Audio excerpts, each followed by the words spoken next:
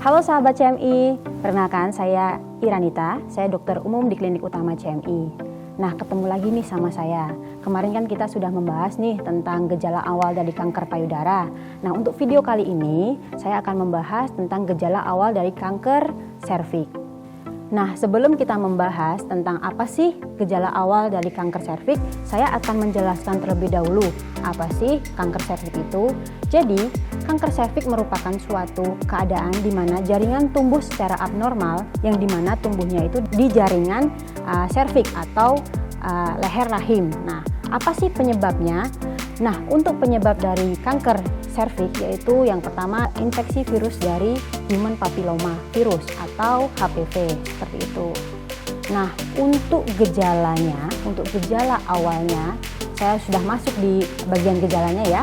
Jadi untuk gejalanya itu yang utama nyeri pada panggul, oke? Bukan nyeri pada pinggang tapi panggul.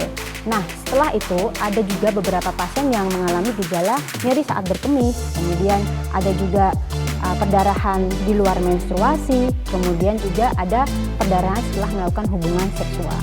Nah, di sini saya akan sedikit lebih menjelaskan kenapa sih kok bisa muncul nyeri pada pinggul, kemudian kenapa sih kok bisa muncul perdarahan. Jadi begini, pada dasarnya serviks atau leher rahim itu dia memiliki dua jaringan yang dimana di dalam sama di luar yang disebut endoserviks sama ektoserviks. Nah, di antara dua itu ada perbatasan nih. Nah, perbatasan inilah yang dimana sel kanker itu sering tumbuh seperti itu. Nah, pertumbuhan ini yang dimana nanti akan memunculkan yang namanya lesi atau luka. Nah, adanya luka inilah yang menyebabkan si pasien bisa muncul perdarahan di luar menstruasi, perdarahan juga ketika melakukan hubungan seksual.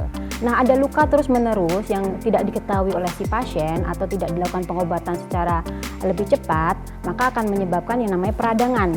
Nah, peradangan ini yang bisa menyebabkan dia nyeri pada panggul. Jadi awalnya itu memang kadang peradangan dulu, baru muncul nyeri panggul, atau memang ada perdarahan tiba-tiba. Nah, seperti itu.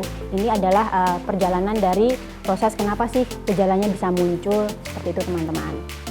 Nah, jika sahabat CMI mengalami gejala yang seperti saya sebutkan tadi, jangan buru-buru panik ya, tapi tetap waspada.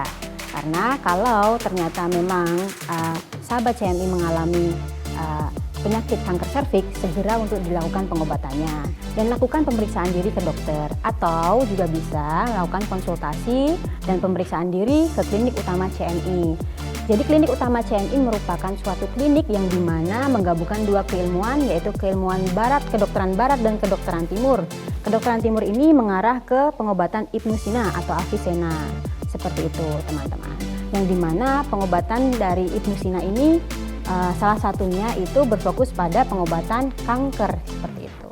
Mungkin cukup sampai di sini pembahasan kali ini.